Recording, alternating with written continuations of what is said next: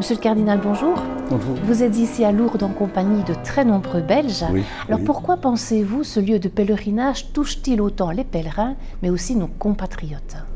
Oui, il faut savoir, les gens qui viennent ici, d'habitude, ils vivent dans des petites communautés, hein, dans des paroisses ou d'autres communautés. Lourdes, pour moi, c'est un lieu de rencontre. Donc il y a, bien sûr, les gens rencontrent des gens qu'ils ne voient jamais ou qu'ils voient de chez eux, mais une fois qu'on voyage ensemble, c'est autre chose. Et bien sûr, les gens viennent aussi pour ce qu'ils peuvent recevoir ici. Donc il y a les célébrations, il y a toutes sortes d'initiatives. On est en présence sur des personnes malades. C'est aussi un lieu, on dit ça dans notre langage religieux, un lieu de grâce, mais aussi un lieu d'humanité. Alors je suis étonnée du nombre de jeunes. Oui. Comment est-ce que vous expliquez cela? Oui. Je ne sais pas s'il y a une explication. Évidemment, les jeunes qui viennent ici, je pense que ce sont des jeunes aussi qui, je ne dis pas qu'ils sont en recherche, mais je les ai rencontrés hier. Hein, ils ont pu poser des questions, etc.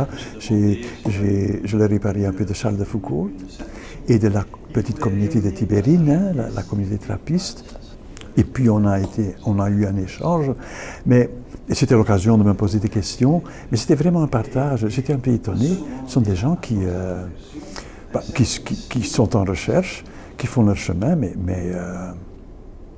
et je pense que ça leur aide dans leur foi. Mais je leur ai dit ça aussi hier, il est très important pour un jeune, même si au niveau religieux on est en recherche, de s'engager, de faire quelque chose pour le prochain. Et surtout pour celui qui est dans le besoin. Et ici, avec les malades ou les malades mentaux,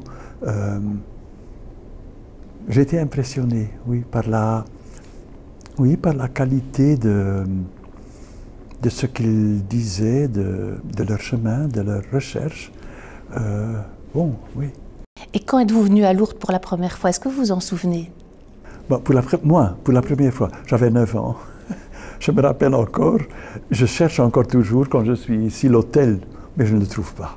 Je me vois, et j'ai une photo chez moi, mais bon, c'était dans les années, je pense que c'était en 58 ou 59. Donc, vous imaginez, c'est pas Lourdes d'aujourd'hui, hein. Oui, ça c'était la première fois. Puis pendant tout un temps, je ne suis plus venu. Et puis après mon ordination, enfin j'ai repris. Et maintenant, ça fait 20 ans que je suis évêque. Donc je pense que presque chaque année, oui.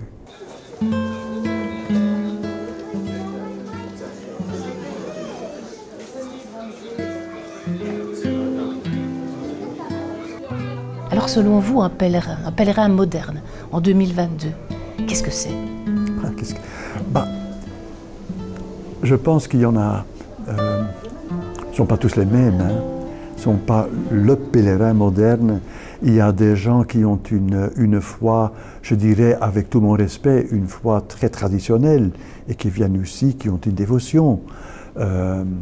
Et donc ici, ils ont la liberté de pouvoir s'exprimer.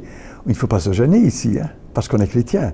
Il ne faut pas se gêner aussi en Belgique non plus, mais quand même, ici, on voit qu'on n'est pas seul. Alors ma dernière question, oui. La Vierge pour vous, que représente-t-elle? Pour moi, on vient de fêter Saint-Bernard. Hein? C'était le 20 août, donc c'était samedi. Pourquoi je dis ça? Parce que Saint-Bernard c'était un réformateur aussi, avant Luther, mais il a vu réformer la vie monastique. Hein, toute la réforme de Cîteaux, un peu contre Cluny. Il était un peu iconoclaste aussi. Hein, il ne voulait pas tant une église pleine de statues. Rien, sauf la Vierge. Sauf la Vierge. Et c'est encore toujours dans les abbayes trappistes, le soir, le dernier chant, c'est le Salve Regina. Hein. Je trouve, et Saint Bernard a écrit sur la Vierge, enfin ce sont de très belles choses qu'il a dit. Pour moi, évidemment, Marie, elle est la mère de Jésus, donc pour cette raison uniquement. Mais ce n'est pas la seule raison. C'est aussi parce qu'elle a été disciple du Christ. Parce que, imaginez-vous qu'elle, enfin, elle était la mère, mais imaginez-vous que pour le reste, elle aurait pris ses distances vis-à-vis de son fils, on n'aurait jamais. Hein?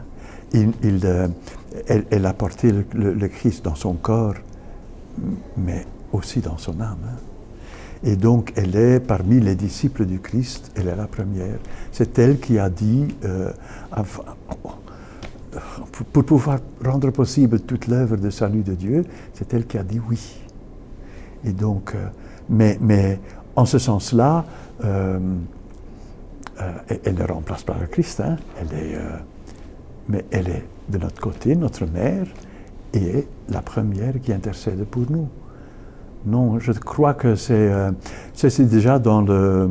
Luther avait ses distances vis-à-vis de la dévotion, pas vis-à-vis de la Vierge Marie. Luther a un commentaire sur le Magnificat qui est splendide.